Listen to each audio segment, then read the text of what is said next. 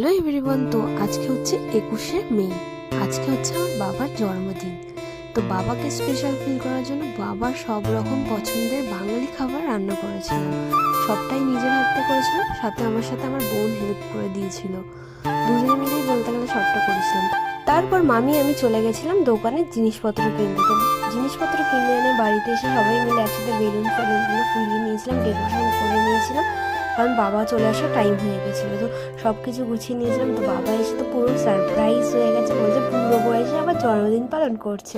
আচ্ছা বলুন তো, বুড়ো বয়সে কি জন্মদিন করা যায় না? তো বাবা তো এখানে খুব খুশি হয়েছিল। তো এখানে কেক কাটিংয়ের পর সবার মুখে লাগিয়েও দিচ্ছিল বাবা। তো তারপরে বাচ্চাদের মতন বেলুন ফাটাতেও স্টার্ট করে দিয়েছে বাচ্চাদের সাথে।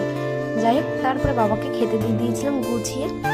বাচ্চাগুলোকে আগে দিয়েছিলাম, তারপরে বাবাকে গুছিয়ে খেতে দিয়েছিলাম। তো আজকের মিনি ব্লগটা এটুকুই। যদি ভিডিওটা ভালো লাগে অবশ্যই লাইক কমেন্ট শেয়ার করে দিও। আজকের জন্য টাটা।